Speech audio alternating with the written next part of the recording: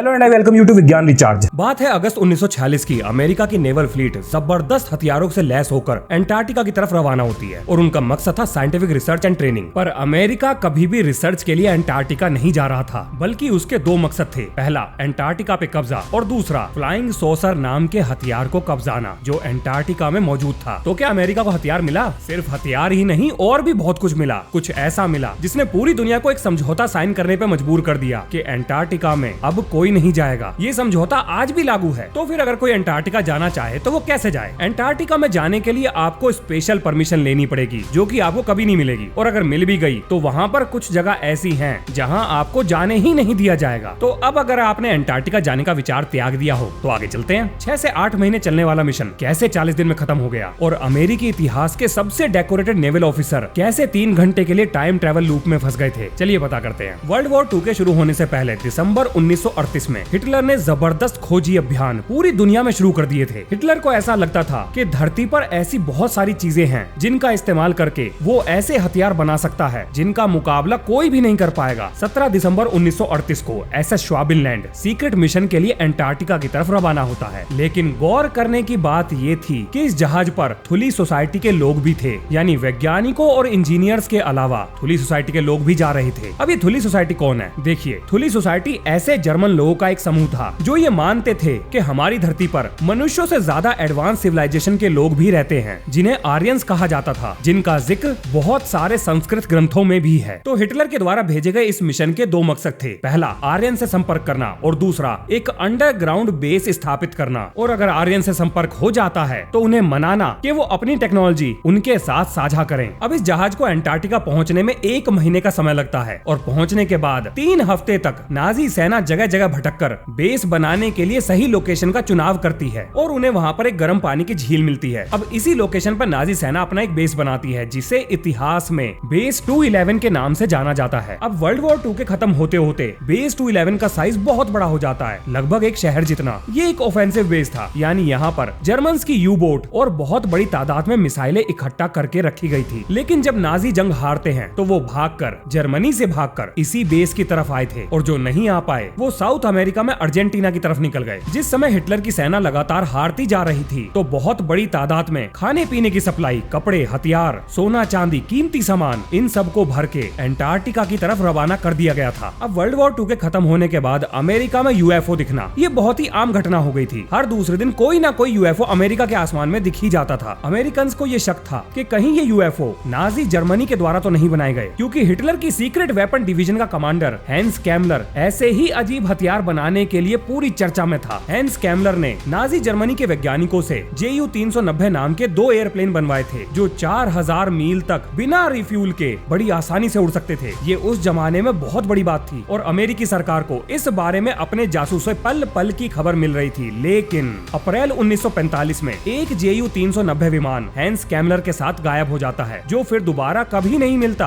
American के दिमाग में इस शक का बीज पड़ जाता है कि हैंस कैमलर एंटार्क्टिका में बैठकर फ्लाइंग सॉसर नाम का सीक्रेट हथियार बना रहा है, और इस चीज को पता करने का सिर्फ एक ही तरीका था, एंटार्क्टिका में जाकर पता करना। और यहाँ शुरुआत होती है अमेरिकी सरकार के द्वारा चलाए गए operation high jump, operation windmill, और ब्रिटिश सरकार के द्वारा चलाए गए ऑपरेशन टर्बिन की। लेकिन इस वीडियो के लिए हम सिर्फ ऑपरेशन हाई जंप के बारे में ही बात करेंगे। अब जो मैं बताने जा रहा हूँ उसे बहुत ध्यान से सुनिएगा। अब अमेरिका को एक ऐसा इंसान चाहिए था जिस पर वो पूरा भरोसा कर सके, इस ऑपरेशन को लेकर पूरा भरोसा कर सके, और वो इंसान था रिचर्ड एवलिन बर्ड जूनियर। नाम पे मत जाओ, इस इंसान के बारे में बताऊंगा तो आपको यकीन नहीं होगा। ये इंसान अमेरिकन नेवी इतिहास में यंगेस्ट एडमिरल बना था। इस इंसान को अमेरिकन आर्म्ड फोर्सेस में हाईएस्ट मिलिट्री ऑनर यानी कि मेडल ऑफ ऑनर भी मिला था। इसे नेवी की तरफ से navy cross, service medal, legion of merit, flying cross और कांग्रेशनल गोल्ड मेडल भी मिला था। अगर इस मिशन को करने के लिए किसी पर अमेरिकी सरकार भरोसा कर सकती थी तो वो यही इंसान था। अब देखिए, अमेरिका क्योंकि एक डेमोक्रेसी है तो अपने लोगों को आखिर ये बताना तो पड़ेगा कि वो एंटार्क्टिका जा क्यों रहा है, क्योंकि वो सीधे सीधे ये तो कह नहीं सकते कि हम उसी हिटलर को पकड़ने जा रहे हैं जिसे हमने कुछ ही महीने पहले निपटाया है। अगर आपको ये सब सुनने में अजीब लग रहा है तो 1947 में पब्लिश सेजाबो की किताब हिटलर इज अलाइव पढ़ लेना, उसमें सब कुछ बताया है। पर हम मान के चलते हैं कि हिटलर मर गया था। तो सबसे पहले जान लेते हैं कि अमेरिका ने अपनी जनता के सामने एंटार्क्टिका जाने से पहले कौन सा चूरण परोसा था। तो अमेरिकी सरकार बताती है कि वो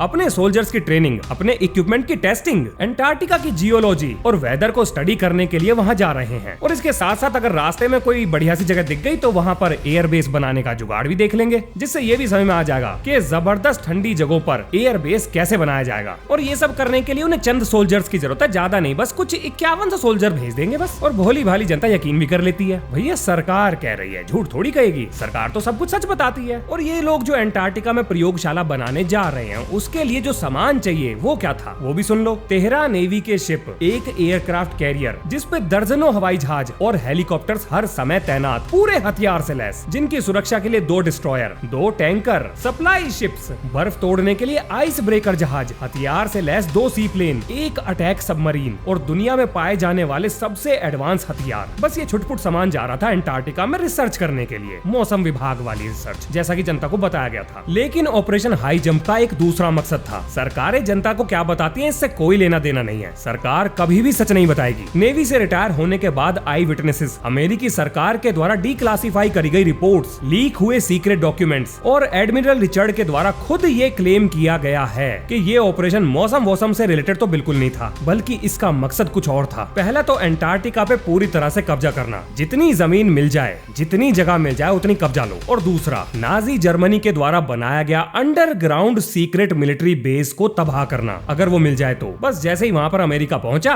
बर्फ की खुदाई चालू और वो एक छोटा सा मिलिट्री बेस बनाते हैं जिसका नाम रखा गया लिटिल अमेरिका। लेकिन जो मिशन 6 से 8 महीने चलने वाला था वो भाई साहब 40 दिन के अंदर निपटा दिया गया, मतलब खत्म कर दिया गया, टर्मिनेट कर दिया गया। और इतना खर्चा करके अमेरिका जो वहाँ पहुंचा था वो वहाँ से उल्टे पांव भाग लेता है। और अब आता है सवाल कि ऐसा वहाँ पर क्या हुआ था जो अमेरिका को अपनी जान बचाने के लाले पड़ गए थे। अब पहले तो मैं आपको ये बताता हूँ कि वहाँ पर हुआ क्या था। देखिए, अमेरिका जो इतना सारा साजो सामान लेकर वहाँ पहुंचा था, इस पर होता है हमला, जबरदस्त हमला। अब बात आती है ये कि ये हमला किया किसने था, तो इसके बारे में खुद एडमिरल रिचर्ड ने मीडिया को बताया था। एडमिरल रिचर्ड कहते हैं कि उनके ऊपर अजीब सी उड़ने वाली चीजों ने हमला किया था, यानी कि फ्लाइंग सॉसर। और ये डिस्क लाइक चीजें दुनिया में कभी भी किसी भी देश पर हमला कर सकती हैं। दुनिया का कोई भी हथियार इनकी रफ्तार को मैच नहीं कर सकता और पूरी दुनिया के सामने एक नया खतरा खड़ा हो गया है जिसका सामना कोई भी नहीं कर सकता। अब ऐसी स्टेटमेंट के बाद जब एडमिरल रिचर्ड हायर अथॉरिटीज को ब्रीफ करते हैं, यानी कि बताते हैं कि आखिर वहाँ पर क्या हुआ, तो इस ब्रीफिंग के बाद सीधा उनका कुछ हफ्तों के लिए इंटेरोगेशन होता है। और इंटेरोगेशन खत्म होने के बाद ऑपरेशन हाई जंप से रिलेटेड उन्होंने एक भी शब्द अपने जीवन में दोबारा नहीं बोला। और इस पूरे मिशन को अमेरिकी सरकार टॉप सीक्रेट बताकर क्लासिफाई कर देती है। इसके बाद नेवी एक नोटिफिकेशन जारी करती है कि अगर किसी नेवी के सैनिक यानी सेलर ने ऑपरेशन हाई जंप से रिलेटेड कोई भी जानकारी पब्लिकली लीक करी तो उन्हें सीधा जेल में डाल दिया जाएगा। नेवी के द्वारा दी गई ऑफिशियल स्टेटमेंट में उन्होंने ये बताया कि अंटार्कटिका में दुर्घटना होने की वजह से कुछ सैनिक वहाँ पर मारे गए थे। और कमाल की बात ये है कि उनमें से एक भी सैनिक का शरीर अमेरिका नहीं लाया जाता, बल्कि उन्हें वहीं दफन कर दिया जाता है। लेकिन इससे भी ज्यादा हैरानी की बात ये थी कि जब एडमिरल रिचर्ड अंटार्कटिका के ऊपर से फ्लाई कर रहे थे तो वो 3 घंटे के लिए गायब हो जाते हैं, समय में गायब हो जाते हैं। अब ये कैसे हो सकता है? और होना तो छोड़ो, आखिर इस बात का मतलब भी क्या है?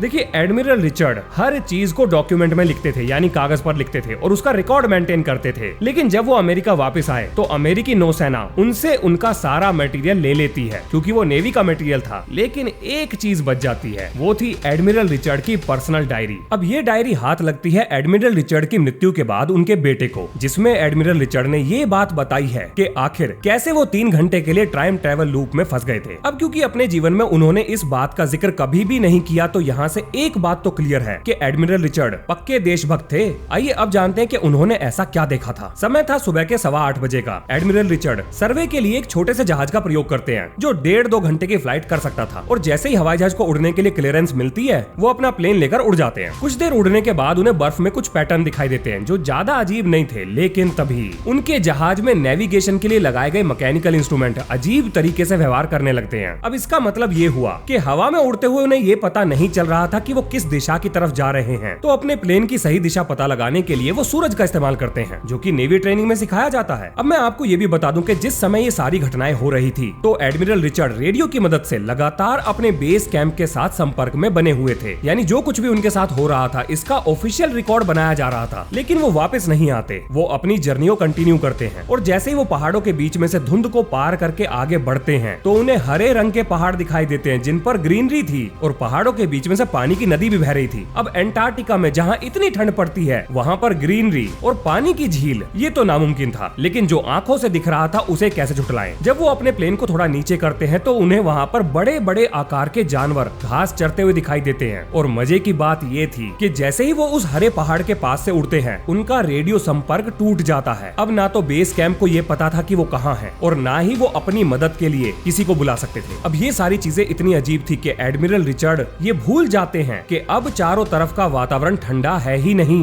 वो अपने ग्लव्स उतारते हैं और उन्हें ठंड महसूस नहीं हो रही थी। उनके हवाई जहाज की कैनोपी छूने पर उन्हें गर्म महसूस होती है, वो ठंडी नहीं थी। और हवाई जहाज के बाहर का एक्सटर्नल टेम्परेचर जो इंडिकेटर पर दिखाई दे रहा था वो था 23 डिग्री सेल्सियस यानी 74 फ़ारेनहाइट। बिल्कुल परफेक्ट मौसम। धीरे धीरे उनके सारे इंस्ट्रूमेंट काम करने लगते हैं, लेकिन उनका रेडियो नहीं चलता। एडमिरल रिचर्ड अभी भी अपनी फ्लाइट को जारी रखते हैं और थोड़ा आगे चलने पर उन्हें जो दिखाई देता है वो सच में हैरान करने वाला था। उन्हें एक चमचमाता हुआ शहर दिखता है और जैसे ही वो उसकी रेंज में पहुंचते हैं, अचानक से उनका प्लेन उनके कंट्रोल से बाहर हो जाता है। यानी हवाई जहाज उड़ तो रहा था, लेकिन वो उनके कंट्रोल में बिल्कुल नहीं था। तो किसके कंट्रोल में था? और तभी उन्हें अपने प्लेन के दोनों तरफ दो अजीब से एयरक्राफ्ट दिखते हैं, डिस्क शेप के एयरक्राफ्ट जिस पर नाजी सिंबल बना हुआ था। ये देखते ही एडमिरल रिचर्ड का पूरा शरीर ठंडा पड़ जाता है। अब इससे पहले कि कुछ और होता, एडमिरल रिचर्ड के प्लेन का इंजन बंद हो जाता है, लेकिन प्लेन उड़ता रहता है। तभी एडमिरल रिचर्ड से बराबर में उड़ रहे प्लेन संपर्क करते हैं और कहते हैं कि आप घबराएं नहीं, आपका प्लेन हमारे कंट्रोल में है। अब इसके बाद एडमिरल रिचर्ड के साथ क्या होता है वो मैं आपको बाद में बताऊंगा। पहले ये जान लो कि 1991 में जो डॉक्यूमेंट्स लीक हुए थे, आखिर उनमें ऐसा क्या लिखा था जिसे अमेरिकी सरकार बड़े लंबे समय से छुपाती हुई आ रही थी। देखिए जी, लिटिल अमेरिका नाम का जो कैंप इन्होंने वहां जाकर बनाया था, उसको बनाने के 2 दिन बाद ही रात के समय होराइजन पर इन्हें 5 ग्रीन लाइट दिखती हैं। होराइजन बोले तो ऐसी जगह जहां पर ऐसा लगता है कि आकाश और पानी दोनों मिल गए हैं, जैसा अक्सर समुद्र में दिखाई देता है सूरज के उगने और डूबने के समय। मतलब ये तो आप जानते हो कि सूरज उगता और डूबता तो है नहीं, पर मेरा इशारा आप समझ गए होंगे कि मैं क्या कहना चाह रहा हूँ। अब ये ग्रीन लाइट सीधा आकाश की तरफ उड़ती हैं और इनके पीछे पीछे 5 और ग्रीन लाइट आती हैं जो बहुत तेजी से इनके कैंप की तरफ बढ़ती हैं। अब ये लोग घबराकर उन पे फायरिंग शुरू कर देते हैं और ये यूएस नेवी के ऑफिशियल डॉक्यूमेंट में लिखा हुआ है।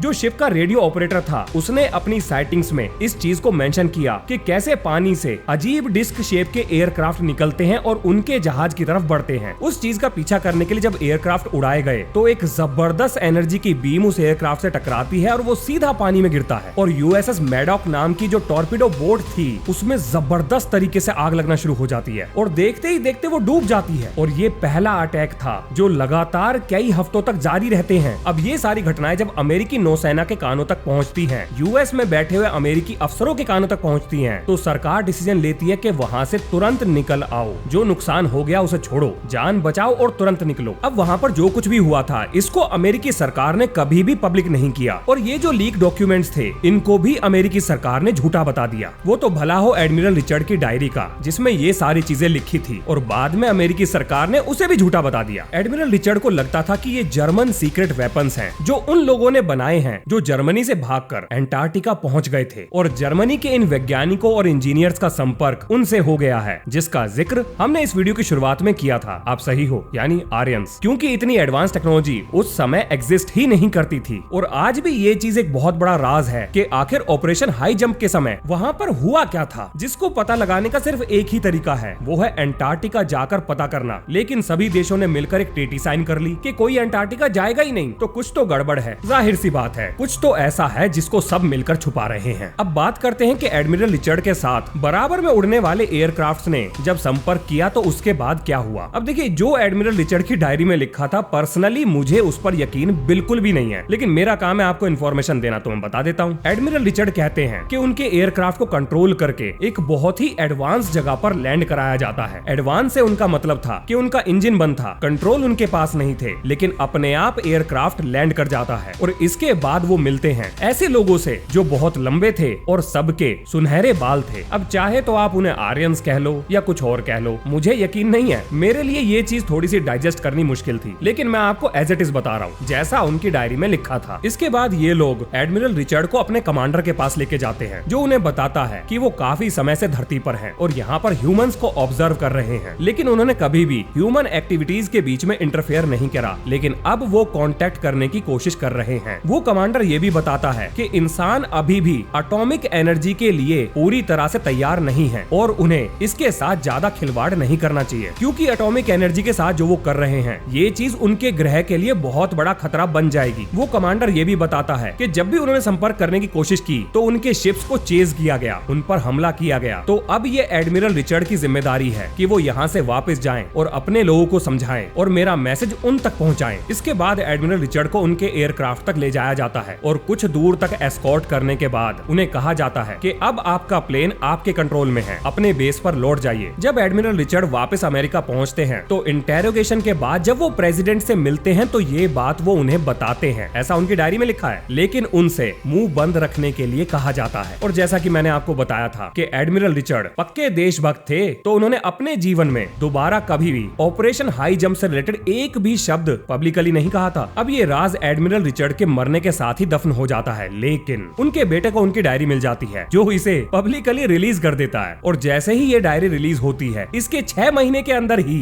एंटार्क्टिक ट्रीटी साइन हो जाती है कि भैया अब कोई भी एंटार्क्टिका नहीं जाएगा, यानी कि उन 12 देशों की परमिशन के बिना तो बिल्कुल नहीं जाएगा जो इस ट्रीटी के शुरुआती सिग्नेटरी थे, जिनमें अमेरिका भी था। तो क्या एंटार्क्टिका में सीक्रेट नाजी बेस था? क्या एंटार्क्टिका में आर्यंस हैं? अब जरा बात कर लेते हैं कि इसमें कितना सच है और कितना झूठ। देखिए, हमें ये बात 100% श्योरिटी के साथ नहीं पता कि जो डायरी एडमिरल रिचर्ड के बेटे ने पब्लिकली रिलीज करी थी, क्या वो एडमिरल रिचर्ड की असली डायरी थी? क्या ऐसी कोई डायरी भी थी? हो सकता है एडमिरल रिचर्ड के बेटे ने अपने फादर के नाम के ऊपर पैसा कमाने के लिए इस तरह की डायरी को उनके नाम से बेचा हो। और अगर आपको उनकी डायरी पढ़नी है तो इसके ऊपर जो किताब छपी है वो है the missing diary of admiral bird, आप वो पढ़ सकते हैं। और इस डायरी के ऊपर छपने वाली किताब लिखी थी रेमंड बनार्ड ने, जो इस तरह की यूएफओ से रिलेटेड कहानियां लिखने के लिए फेमस थे। अब जरा नाजियों के बारे में बात कर लेते हैं। तो देखिए, इसके तो पक्के सबूत हैं कि नाजी एंटार्क्टिका की तरफ गए थे, यू बोट्स गई थी, खाने पीने का सामान गया था, कपड़े गए थे, लेकिन इस चीज का सबूत नहीं मिला है कि नाजियों ने वहां पर एक बेस बनाया था। मतलब पब्लिक में कभी भी इस चीज की कोई भी जानकारी नहीं दी गई। लेकिन अगर कोई ऐसा बेस बनाया भी गया था तो सरकार इस चीज को पब्लिक में आने भी नहीं देगी। अब जरा बात करते हैं कौन कौन सी चीजें वेरीफाई हो चुकी हैं। देखिए, अमेरिका का ऑपरेशन हाई जंप ये बिल्कुल वेरीफाइड है और ये बात भी सच है कि अमेरिका ने ऑपरेशन हाई जंप का रियल पर्पस लोगों से छुपाया था। और एंटार्क्टिका से वापस आने के बाद एडमिरल रिचर्ड का न्यूज़पेपर को दिया गया इंटरव्यू भी बिल्कुल ठीक है, जिसमें उन्होंने यूएफओ साइटिंग्स के बारे में बताया था कि कैसे उन पर एडवांस हथियारों से हमला हुआ था। अब देखिए, ऐसा नहीं था कि अमेरिका के अंदर बैठे हुए लोग ही अमेरिकी सरकार की पोल पट्टी खोलने में लगे हुए थे, बल्कि रशिया की तरफ से भी एक डॉक्यूमेंट्री रिलीज करी गई थी कि कैसे ऑपरेशन हाई जंप के दौरान अनआइडेंटिफाइड फ्लाइंग ऑब्जेक्ट्स ने अमेरिका का मार मार के भरता बनाया था। यानी रशिया को भी पूरा यकीन था कि ये लोग जो ढूंढने गए थे, यानी नाजी बेस, वहां इन्हें बेस मिला हो या ना मिला हो, लेकिन कुछ और जरूर मिल गया था। और जैसा कि आप जानते हो कि अमेरिकन नेवी पूरे हथियारों से लैस होकर जंग लड़ने की तैयारी के साथ एंटार्क्टिका पहुंची थी, तो ये सिर्फ वेदर स्टडी को करने के लिए तो इतने हथियार जाएंगे नहीं। तो कुछ तो ऐसा है जो सरकार छुपा रही है। दूसरी चीज है एंटार्क्टिका ट्रीटी। तीसरी चीज है 3 घंटे के लिए एडमिरल रिचर्ड के प्लेन का गायब हो जाना। वो प्लेन 3 घंटे उड़ने के लिए बना ही नहीं था, तो आखिर उनके हवाई जहाज का तेल खत्म क्यों नहीं हुआ, ये आप सोचिए। तो इसी नोट के संग ये है इस वीडियो का अंत। मिलते हैं नेक्स्ट वीडियो में। जय हिंद, जय भारत।